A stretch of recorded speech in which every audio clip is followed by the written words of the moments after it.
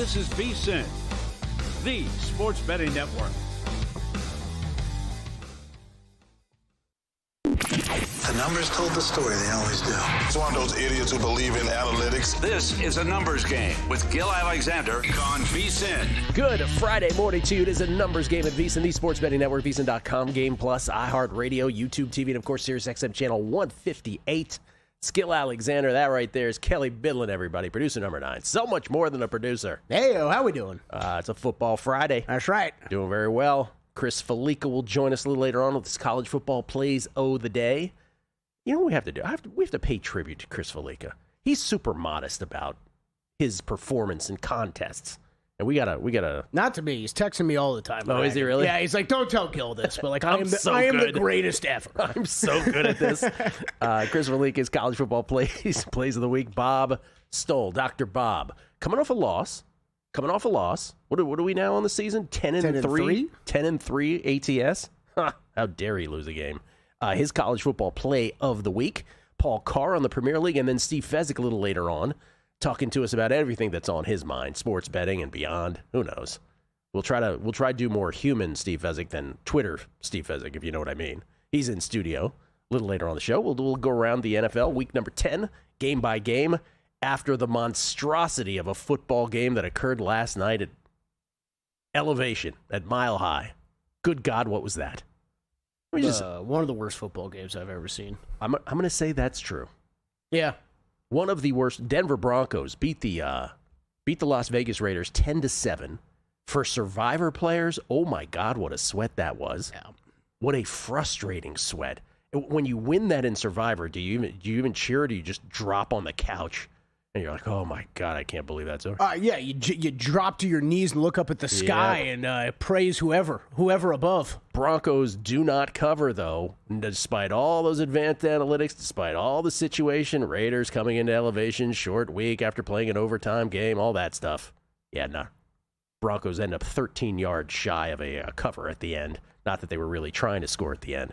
This was, this reminds me of, we'll go through this here, because just the horrific details, and we'll put it in a historical perspective, but just from a general standpoint, this reminds me, if I said this on air, I can't remember what I say on air or off air anymore.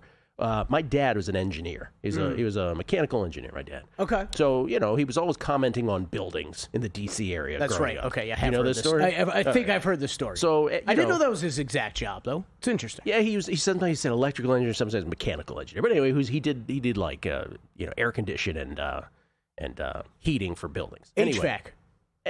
I couldn't understand a word he was talking about when he was talking about his job. Anyway, when we drive around the DMV, as the kids say now, the D.C. area, whenever there was a particularly fish-out-of-water building that didn't do anything for the community or for the general skyline, my dad always had this comment that he'd make. And it would always be the same buildings. Like on the way to Dulles Airport, there were two particular buildings. There was an octagonal hotel, and then there was a trapezoidal. There's a trapezoidal building. This trapezoidal building is still there, right by Dulles Airport. No, it's not. My dad, every time we drive, as if he'd never seen it before, he'd say the same thing about this building. The architect made it as a monument to himself. And that's all I could think about last night when I was watching Sean Payton, which was he more interested in winning this football game or making that game a monument to himself? Because after the first sequence, the Broncos completely abandoned the run. Yeah. And it just felt like you want it to be about you. Like, you just run the football, as they showed on the final drive when they milked the clock. It started out Vegas 4th and 8 at the Denver 42. They decide to punt. That was the first sort of sign of this game of 4th and 2 at the Denver 42. 4th and 8 at the Denver 42. Las Vegas decides to punt the football. How many punts or how many times did we set up to punt in opponent's territory in this game? That felt like a thing. Well, there were 14 combined punts ultimately in this game, 7 for each, and boy, were they adventurous, to the good and to the bad. Yeah. 22 combined penalties for 161 yards, and the final total yards tally was 220 to 188 in favor of the Broncos. But 4th and 8 at the Denver 42, they decide to punt, but it is a nice punt where A.J. Cole pins the Broncos at the 2. They go 3 and out. Again, this was 3 runs. This was the first time they decided we're going to run. It was the last time they decided until the final drive they were going to run. That was the first then moment where Jeremy Crawshaw of the Broncos shanked a punt. That was the first one. Shanks it. So Las Vegas gets it on the Denver 41. They go 8 plays, 41 yards, and 4:05. Genty in from 4, 7-0. Raiders, 3:02 left first quarter. Then Denver with a 3-and-out. Las Vegas punt. He drops the punt, but no rush, so he's able to get the punt off. Everything with the punts was adventure. Denver then a 3-and-out. And then this was Crawshaw's Rembrandt. The punt shanked off his ankle. It was the worst punt you'll ever see. So Las Vegas then gets the ball in good field position, but then they have to punt after an incredible Geno sneak attempt on 3rd and 2. Then Denver pinned at their own 1. A.J. Cole with the ball that bounced at the 1.5 and then took a right angle turn out of bounds. Sorcery. Denver pinned at the 1, 3-and-out, punt shanked again. Not quite as badly, but still off, angled. Then Las Vegas from the Denver 43, they get it to 4th and 5 at the Denver 38. Geno sacked by Talanoa Hufanga. Denver from their own 47, Knicks to Pat Bryant, 2nd and 19. From the Denver 49, the big chunk, 2 plays later, Knicks to Troy Franklin. We are tied from 7 out, 7 apiece, 2:41 left in the half. Vegas 3-and-out, Denver 2nd and 15 on 33. Knicks picked deep by Q Blue Kelly.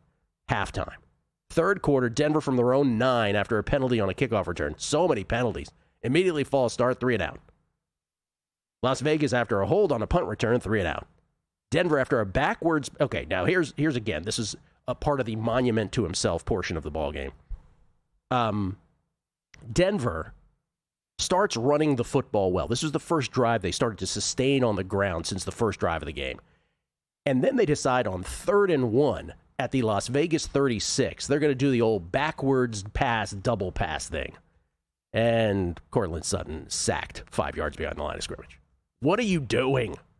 And then he decides to double down on the mistake and say, you know what, let's try a 59-yard field goal. In the wind, short, from Lutz. Still 7-7. Las Vegas from their own 49. Geno bounces off Genty, picked by Dondre Tillman, 23-yard return.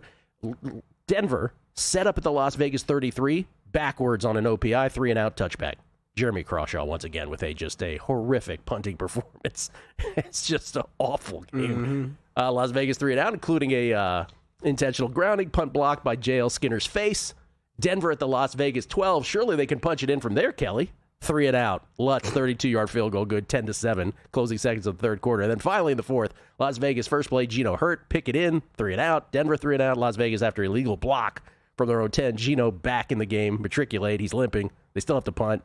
Denver 3rd and 5 at their own 25. Knicks bounces right out of Franklin's breadbasket into the hands of Q Blue Kelly again. But Las Vegas set up at the Denver 45. They get to a Carlson 48-yard field goal wide right. Denver never gave the ball back after that. Because you know why? They ran the football. That's why. Some historical perspective. Scott Kazmar used to be at Football Outsiders with Aaron Schatz. Scott, the only score of the second half was a field goal drive that lost 2 yards. Thrilling stuff. Thrilling stuff. We'll start with that. Scott Kazmar, the only score of the second half was a field goal drive that lost 2 yards. But it goes on just in terms of putting it in some perspective. This one is from Bill Smith at Bill Smith NFL. Broncos and Raiders each had more penalties than first downs tonight. Only the second time since 1950 that's happened. And it's fitting the first was a battle of 0-5 expansion teams in 1976. Who could forget when the Bucs played the Seahawks in 76 as 0-5 teams? Seahawks won that, by the way. The Broncos, this from Andrew Mason at Mace Denver. The Broncos tonight became the first team since 2010 to win with 10 or fewer first downs and a negative turnover margin per PFREF. Such teams had lost 88 in a row prior to Thursday night. That's what we were watching last night. Just brutality. And I'll say this again about Sean Payton, because I've said this many times on the show before. First of all, from a human being standpoint, I know he's friends with some folks in management here, but I'm sorry. He's a putz when it comes to saying things out loud. Threw Nathaniel Hackett under the bus when he never should have publicly, has killed Russell Wilson, has murdered Russell Wilson a couple times, both when he was on the Broncos and after he was on the Broncos, Russell Wilson. So just from a human standpoint, ridiculous human. From a football standpoint, I have always said he's the most overrated coach in the history of the NFL. Is he a bad coach? No. He deserves credit for, coaching up a guy like Bo Nix to the level that he's at. But Sean Payton has won 1 Super Bowl, and he did it with a Hall of Famer in Drew Brees. People act like he's Joe Jackson Gibbs. You ready for it, Kelly? If Joe Jackson Gibbs had Drew Brees, he'd won 7 Super Bowls. Also, if he had LT, he would have won 13 Super Bowls, but that's a whole nother subject. But I'm just saying, for a guy that was a scab, right, Sean Payton, we've forgotten about that. He just says awful things in public and is criminally overrated. And last night was his, again, I said a Rembrandt? Mm-hmm. What was he doing? Broncos win at 10-7. Congratulations to the survivors, and I suspect it's a good percentage that had them last night. Good for you. Yeah, I think it's going to be a big chunk. Denver with the win down to plus 105 to win the AFC West, followed up by the Chiefs plus 145, Chargers plus 450, Raiders 500 to 1. I've been eyeing this. I might get in on the Chiefs before this is all said and done this weekend. Yeah. I wanted to wait for last night, see what these numbers did. Obviously expecting the Broncos to win. They barely win. It's going to be a race down the stretch. I know the Chiefs have a tough schedule. It's not easy, but man, I think last night, I'm not sold on this Broncos team. Sold on the Broncos defense. I'm sold on that. Yes. Sold on that before the season. They've done nothing the entire season for me to change my mind. I'll tell you what. But Bo Nix goes back and forth, though. Yes, he does. Why don't we do number 1 seeds a little later on the show? We'll break that down because we did that a few weeks ago. That went pretty well. Mm-hmm. We'll do it again. We'll revisit AFC number 1 seed. While we're at it, we'll revisit number 1 seed in the NFC. The NFC's a nightmare. We can talk about this every week because there's 7 teams that got a shot at it. Yeah. On the other side, the cavalcade of guests begin. But we'll also talk about number 1 seeds and that sort of thing. Paul Carr will join us, Chris Felica, Steve Fezzik, Dr. Bob, and this unbelievable news out of Washington about Jaden Daniels. What? Is Dr. Chow doing the diagnosis on this? Did we make sure he wasn't on this? Let's find out. On the other side, numbers game right here at VSiN.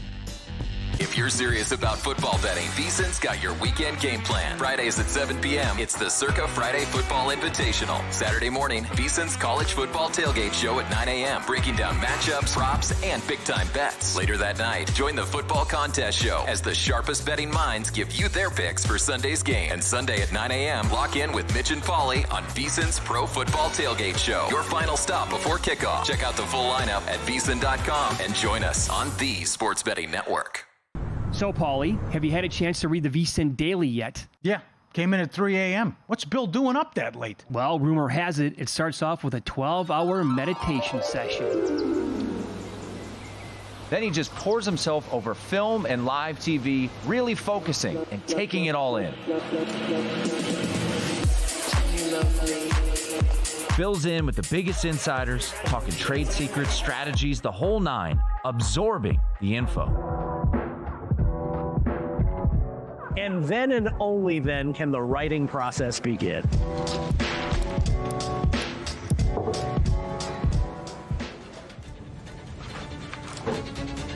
In Las Vegas, Bill's Late Night becomes your early morning. Wake up to the very latest betting insights in your inbox with the VSiN Daily. Sign up for free at vsin.com/newsletter.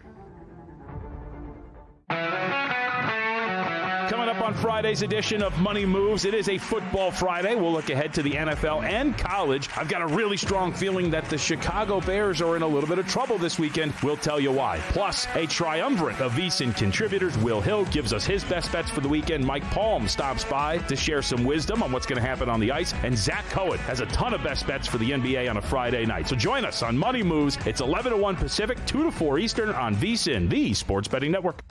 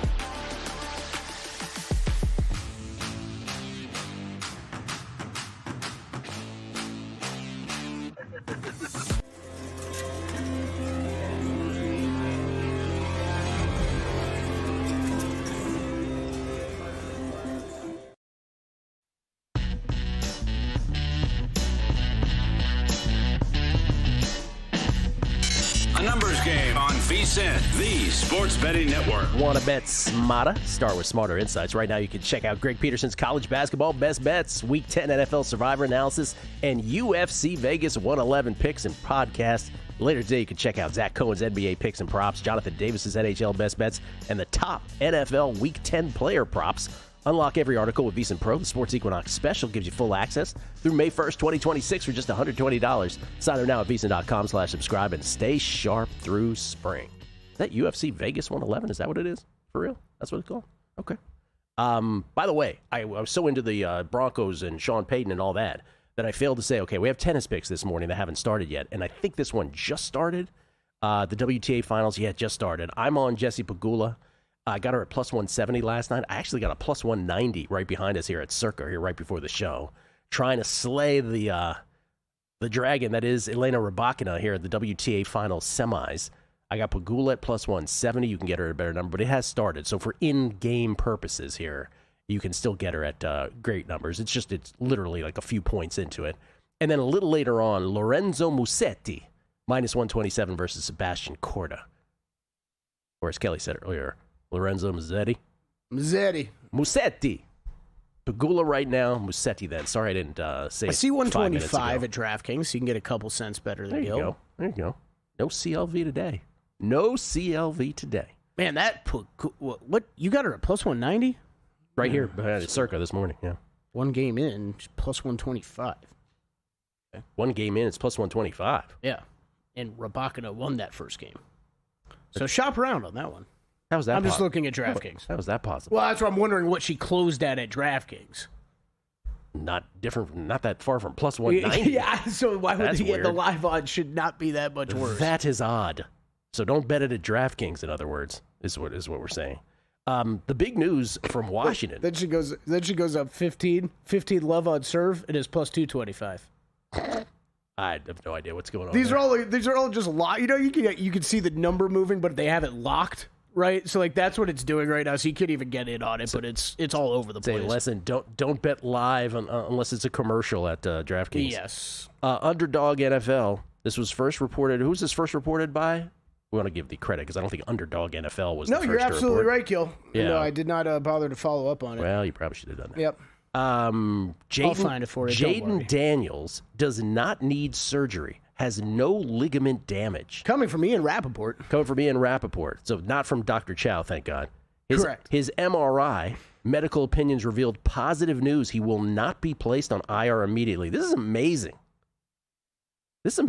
By the way, they're showing, do you remember that famous picture of him at LSU where someone caught a pic of him throwing the football where the arm was, cocked back, ready to throw, and his elbow did a very funny sort of contortion there. Now, that was his throwing hand, obviously, his throwing arm. But so people are like, he must be built different because this is incredible that he doesn't require surgery. And so Jaden Daniels, they're not putting him on IR. I don't know. I mean, he's not playing this week, right? I don't know if he'll be back this year. Obviously, if the Skins tank or if the Commodores, if the Commodores, start losing football games and they're out of the playoff picture, there's no incentive to bring him back. But if they're in it, maybe there's a possibility at this point after that news. That's incredible. Oh, it's wild. I mean, especially when you saw that highlight, right, or replay, whatever, the shot of him going down. It's hard to imagine that's all it was. The only thing I was curious about, I was telling you during the break, the initial reports that I had read were this. But then it took a few days for us to kind of get additional reporting, and we still haven't really heard anything official from the team yet. But yeah, man, that's huge. A clean dislocation, and for him to not be ruled out for the season, Gil, and not be put on IR. It's incredible. That's wild. It's amazing. I mean, the stadium was a morgue. It was a pall went over that stadium at that point. We get tweets of Beating the Book. I always appreciate the feedback from everybody. This is from, these are packed with tweets already this morning. This is from, where do I start? Oh, okay, so someone found a falconry job for you, apparently, Kelly. Buddhist man letting us know. Well, it's been real. Yeah, Eric Berg actually was the one who let us know. John Blau, Denzel Johnson, a Clemson safety from 2015 to 2019, has become a falconer. And he is on the full getup, so that's all for you to do that. D-Gen Southern Gent had a Malcolm Gladwell blink moment yesterday with Zach Cohen, hearing Zach's Lerner Tien handicap, I suddenly understood the assignment. Bet Berrettini first set, then bet my first set winnings on Tien live at plus 350, plus 7.5 units. Thanks, Zach. There you go. That's a way to do it. Poke therapy. I played every scenario in my head in that fourth quarter how I was going to lose my survivor on the Broncos. Sean Payton has either lost his mind and doesn't know how to coach anymore, or he's overcoaching every aspect of the game and knows Nick sucks. James at James NTU 89. I heard every reason you said to bet the Broncos last night and still thought the Raiders would win. Bo Nix is just that bad. Good for you. Jason H11. For the longest time, I wanted Payton to coach the G-Men. Listening to you the last few years, I've paid much closer attention to him. Now I think, hells no, he bad. Jamie Leva, this is gold. ANG listeners remember everything. for the old days of Sean Payton hate. JT speed to bum 725. Speed to burn, pardon me, 725. Speed to bum would be a whole nother thing. I agree with you 100% on Sean Payton. I've been saying the same thing for years. Rob Graham, happy Friday. Gilly Kelly, just wanted to chime in with my conspiracy theories about every sport is scripted. You keep this in mind, but the Broncos will beat KC next week. T. Sheldall, just listened to the Beating the Book podcast this morning. It was bonerific. Great job this week. According to Todd Wishnev, that's what it was. Rob Graham, because everyone will bet on what they saw last. Also this weekend is the East and West Finals in CFL. Saskatchewan, BC, under the total, he says. Let's go. Scott, New York Mets 16. I was okay with the Raiders 0 until the lineman rolled his ankle. Genty was getting chunks and had a big 30-plus yarder called back on an unnecessary hold by a wideout. I think Raiders have a chance at upset without the injury, but they're the Raiders, and Denver wins like this. Jeffrey Estevore decided to back my Broncos in Survivor last night. It was every bit the nerve-wracking, gut-wrenching, F-bomb dropping experience that one comes to expect by picking your favorite team in this great experience of a game. Onwards. Primetime, yo. You obviously didn't get the peace and love memo. Hall of Fame coach Sean Payton's immodesty and way with words should also warrant a nomination for the Nobel Peace Prize, in addition to his future monument in Canton. Even Kelly agrees that your hate sucks. Love primetime. Tim Bowers. Gil, I had Denver's Survivor pick and money on them to cover, but went to bed because the game was boring, and I reconciled that Denver deserved to lose. Good for you. All right, let's go around the league. Besides that game, let's throw the stench of that game behind us. Montreal Alouettes and Hamilton Tiger Cats, Gil. I just had to check the CFL conference finals. That's what we got. That's what we got in the East, and then BC and Saskatchewan in the West. Check your weather. Should be two good games. Check your November Canada weather. And it's on Saturday. Way to go, CFL. Way to go. All right, Sunday morning. Yes. Berlin, Germany. We got the Atlanta Falcons. Stadio Olimpico. At the Indianapolis Colts. Colts favored by 6.5. I have the Falcons. By the way, I took the Broncos in millions. So I'm 0-1. You did end up going it. Yeah, I did it. This was one of those, the game last night, I was sitting there, as we talked about it yesterday, it was like close to a Raiders bet.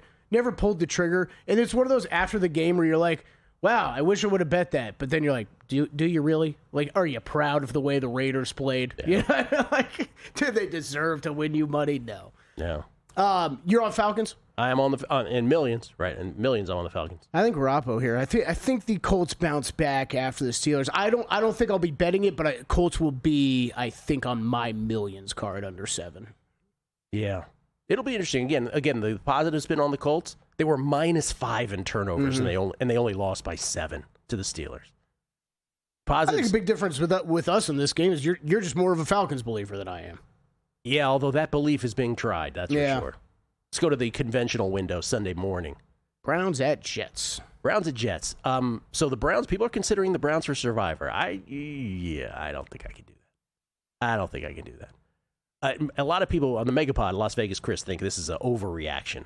Total overreaction. The line move you can't make sense of where the lines jump to. We're talking about a 3.5, 4-point move, depending on what book you're looking at, based off of a couple defensive players on the Jets being gone, right? Like that does not warrant that type of reaction. What does, though, is, I think everybody rightfully so, because I lean this way as well, is what is possibly going on in the Jets players' minds in that locker room right now? You started the fire sale. You are already looking ahead to the NFL draft, right? Or they rally. I don't know. But I'm staying far away from this game. Want no part of it.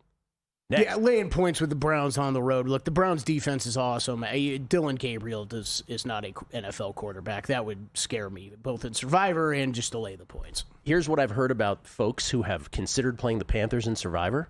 I've had more than one person earlier in the week tell me, I'm totally playing the Panthers in Survivor.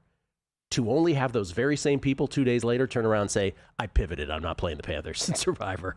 Panthers are 5.5-point favorites against the Saints. I think they'll have a big percentage, though. The only reason I would consider I like the Panthers more than the Browns in Survivor is just because they're at home.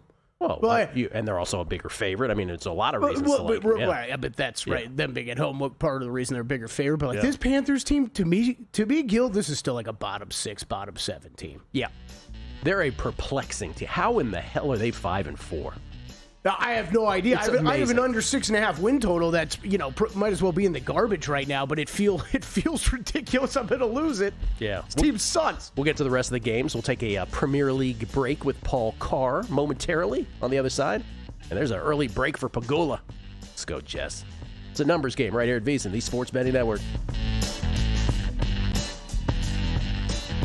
Got a good thing coming. Just wait and see. It's a good.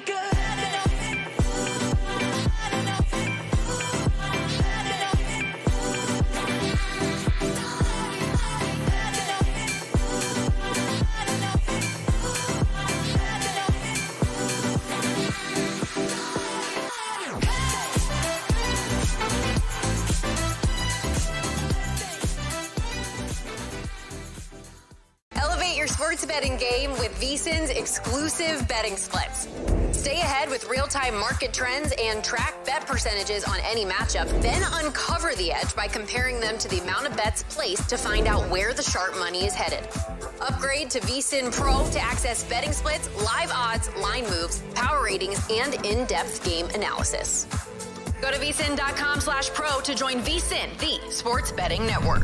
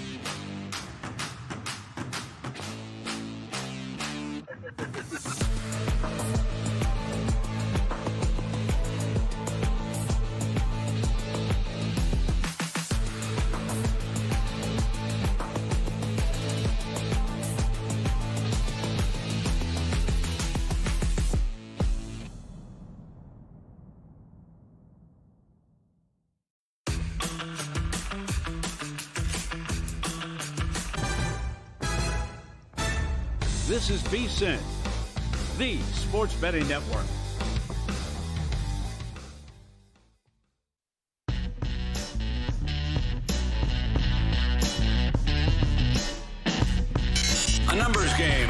VSiN, the Sports Betting Network. And Rabakina breaks back. It's a women's tennis match, Kelly. That's what it is. They break serve a lot. What happens? We get tweets at Beatty the Book. Gil Alexander, by the way. Kelly Bidlin, live from Circa. How much is the percentage of breaks significantly higher on the women's side? Oh, yeah, absolutely. Okay. I did not know that. The higher up of the, yeah, absolutely.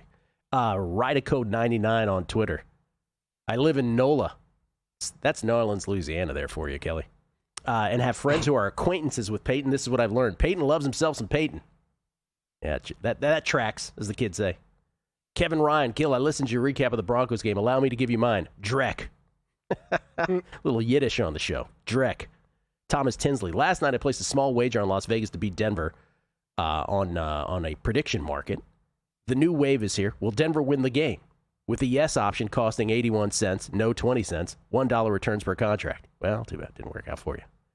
Rob Graham, still talking CFL playoffs. He says the CFL playoffs were always on Sunday until this year. The reason it's changed to Saturday is because CBS TV agreement, which is so it can be sold and shown in the U.S., so they get more exposure and bets. Genius. So it's not competing with the NFL. All I do is sit here and complain about bad scheduling by leagues. Good job, right. CFL. Good job, CFL. You'd rather go up against college football than the NFL.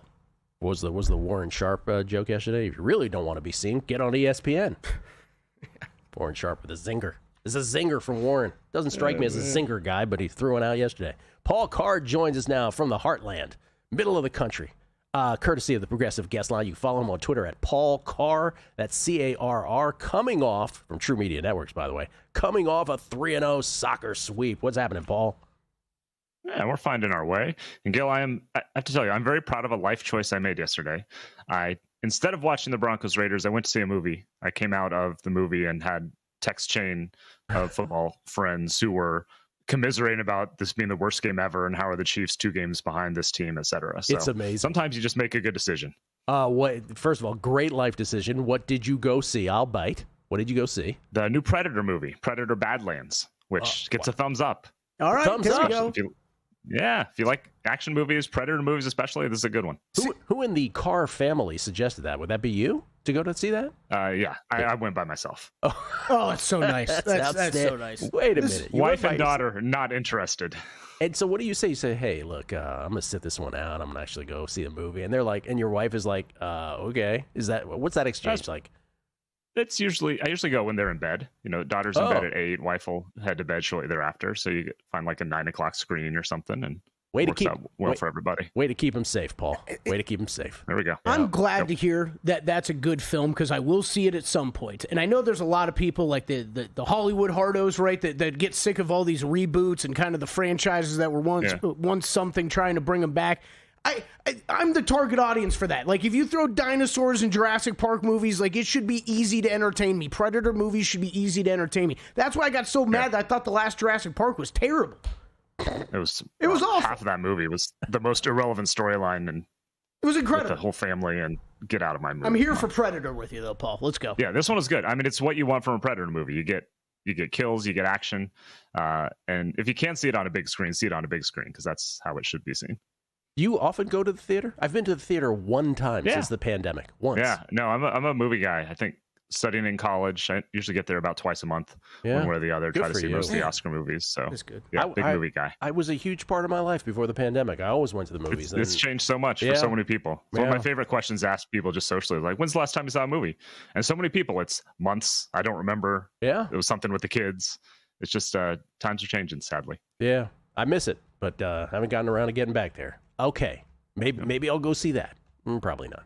All right, coming off a sweep, the man who moves the chains, coming off a sweep last week. We got 3 more, of course, right here, starting with 2 tomorrow. What do you got? We'll start with the auto bet, essentially. Arsenal win to 0. It's a -105 for me against Sunderland on Saturday. I say it every week, but some places have this pre-made. Some places you combine a win with both teams to score no.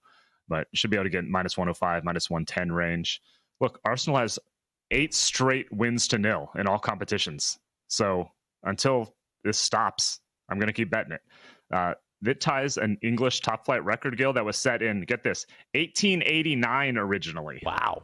Whoa. So that's Pretty good. Preston North End. I don't have to tell you. Kelly doesn't do pre-prohibition. You know, I'm very glad you brought this up, Gil. Okay. That only applies to American sports. I don't know about soccer. His game really hasn't changed much in 400 Kelly years. comes with a manual. You have to know all of his rules. I've only gotten to like page 4, so I'm not very deep in the manual. For example, Gil, baseball's changed a lot since 1908 when we reference stats. Soccer, I don't really know if that has.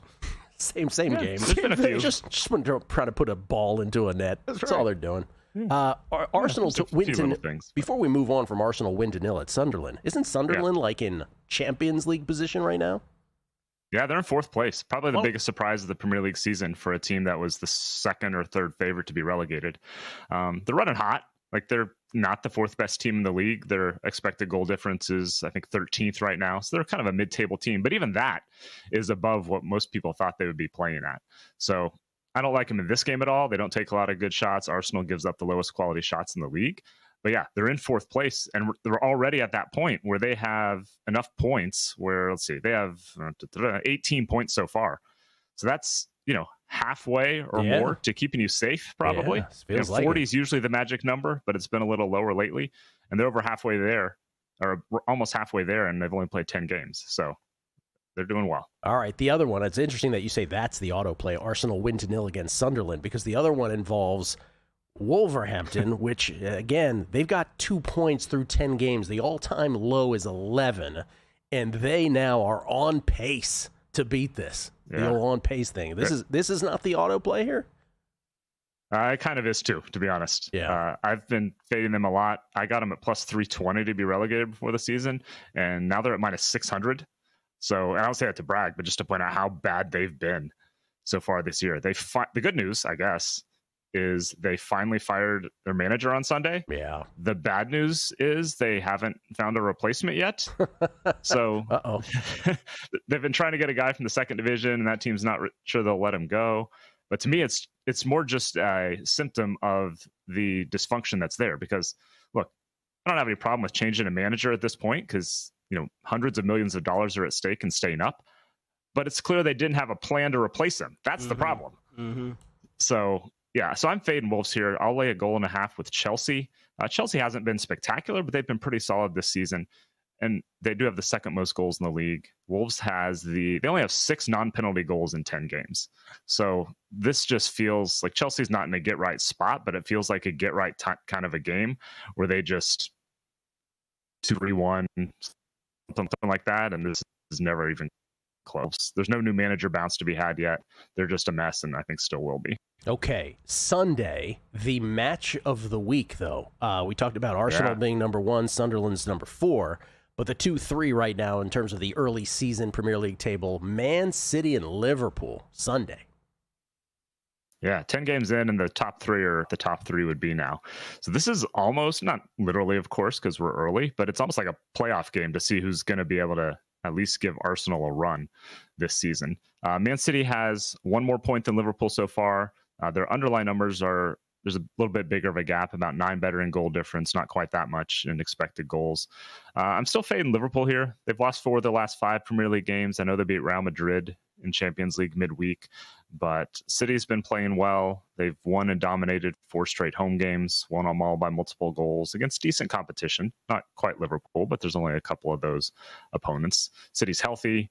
The attack is clicking. Erling Haaland has 13 goals in 10 games this year.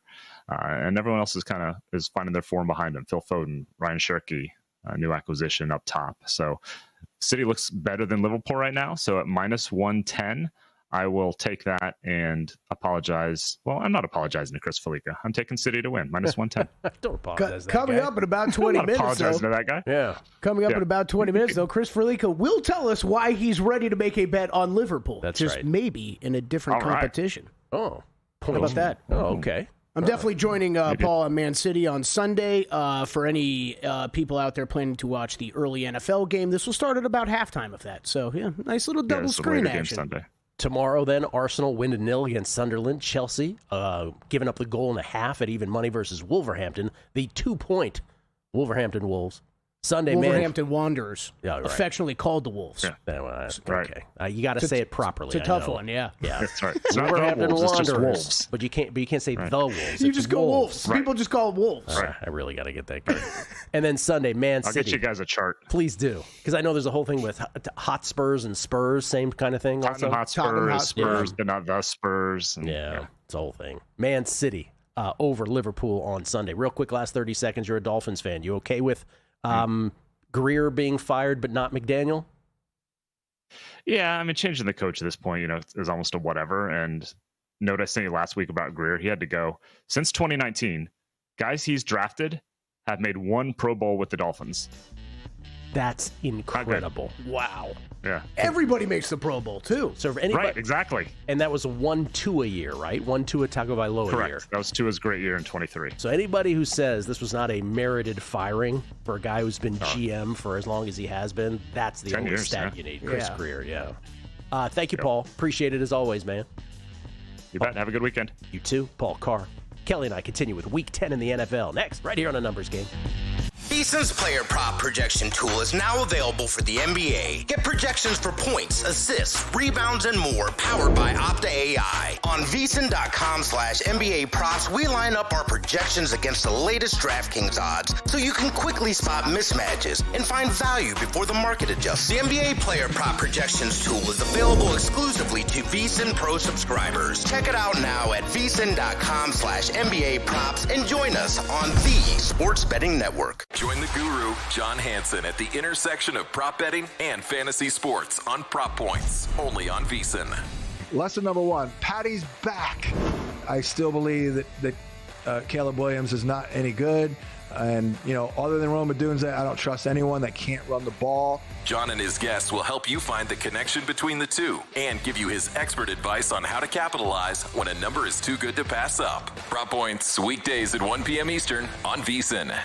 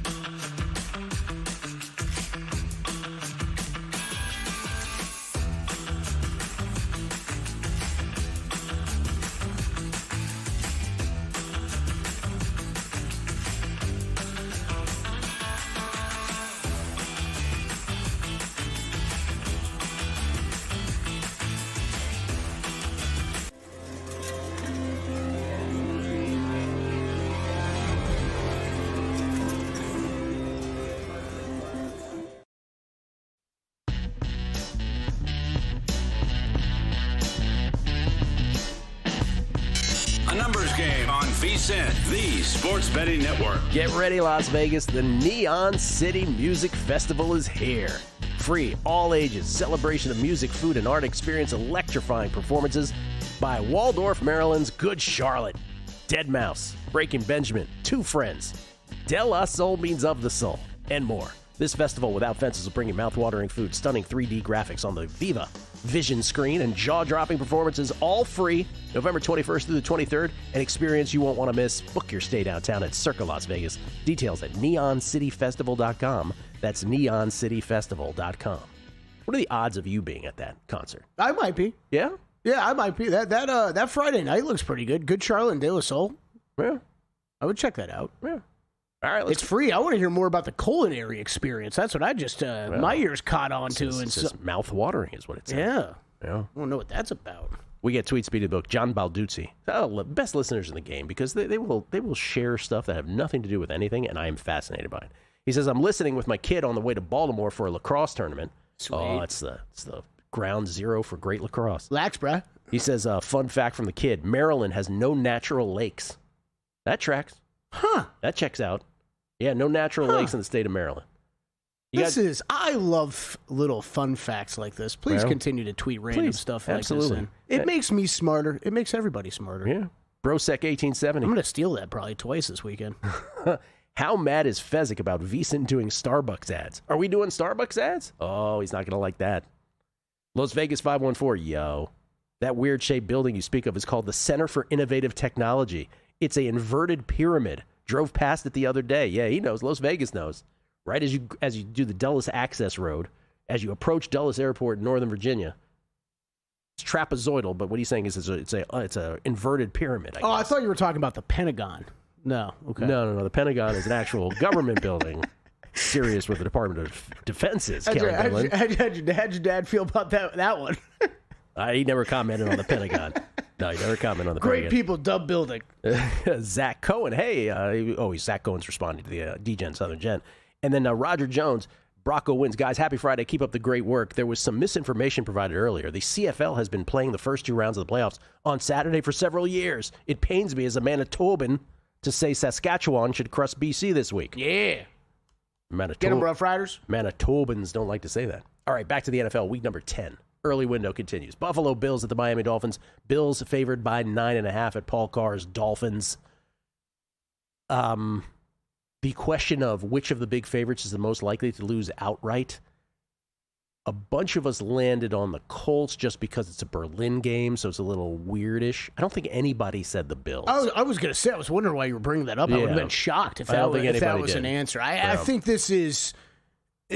Look, I tied Bills into a couple teasers on open when it was 8.5. A little harder to talk about at 9.5. If I had to, they might end up as a millions play for me, though, Gil. I don't like to lay huge numbers with this Bills team that relies so heavily on the running game, but this is... we've seen it already this year. Like, this Bills team, number 2 rushing attack in the NFL. Dolphins are the 7th worst rush defense. Like, it's that easy for Josh Allen and James Cook once they get rolling in this offensive line. Wish those easy stats worked out last night, Kelly. Yeah. Jaguars Texans. This was my answer to game I wanted no part of. If I lived in a bizarre world, had to make a bet on every game, but wanted one free pass. And obviously the line reflects this. This is now a pick'em. This was 1 point before, but now it's a pick'em. This is your old coin flip of a game between the Jaguars and the Texans, or the Jaguars and the Texans. And I don't want any part of it because I don't know. First of all, it's Davis Mills going for the Texans. I just don't trust the Jaguars. This is what it comes down to. Yeah, totally. I just don't trust them. Most mentally weak team in the league. I'm trying to think. So I think it would be down between this game and the Saints-Panthers for me.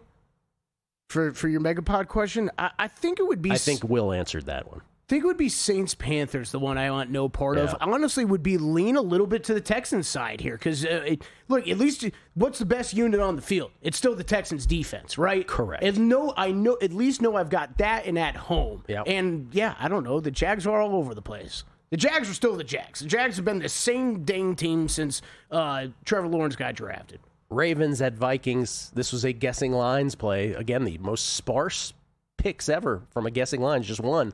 Vikings +4. Well, I thought I got the best of it, the real best of it at that moment, but it's 4. It's been 4 all week now. It ticked to 4.5 for a minute. But Vikings +4 is where it's been all week. I think the Vikings have the best unit on the field, to use your little thing here, and their defense, creating pressure without having to blitz. And the Ravens, with extra rest, acknowledged, just don't feel like they're all together yet. And I couldn't believe this line. So Vikings +4 for me. Oh, they're being. I mean, this number says that this Ravens team is playing like the same old Ravens team, and I just don't know that we have seen that very much this year. Hey, I got an argument. I told him I was going to call him out on the air, so I'm going to do it. I got an argument with my buddy Casey, who I split a millions entry with. Oh, everybody's got a Casey. Everybody's got a Casey. Yeah. You know what his reaction? He said, we got to lay it with the Ravens. I was like, why? I'm like, no, why? He's like, they're winning the AFC North. It said it with that kind of tone. Everybody's so confident this team's going to bounce back. And I'm like, I'd like to see it first. You might be right about that, but I'm with you. Yeah, I'd like to see it first. Yeah. You know what I will bring up? I think Andy Mulder, I heard say this. That's a game where if I'm interested in the Vikings, I'm definitely playing money line as well. And if you like the Ravens, go lay like 7.5, 8.5. They probably roll through the Vikings if you think the Ravens are all the way back. Patriots at Buccaneers. One of the marquee matchups of the week. 7-2 Pats, 6-2 Bucks. Bucks coming off the bye. Bucks -2.5. Let's get some Owen Wright run in there. Let's get some run for Owen Wright. First you got to activate him, though. I teased up Patriots with that Bills side, Gil, but I'm not. I can't wait to watch this game. I think this is a big game for both of these teams. Bucks coming off a bye should be a good one. Good barometer game for the Patriots and Drake May. Mm-hmm. Very good game for them. Giants at the Bears. Bears favored by 4.5. This continues to go upwards on the Chicago Bears. 4.5-point favorites against the Giants team that Kelly still may not get their pre-flop season win total of 5.5. Still sitting on 2 wins. Yeah. Bears trying to get to can this be true? The Bears are trying to get to 6-3. They are a team. There's a lot of these teams I still feel like I don't have a great handle on, Gil. This Bears team, I feel like I've got a pretty good handle on it. This offense can move the ball against bad teams.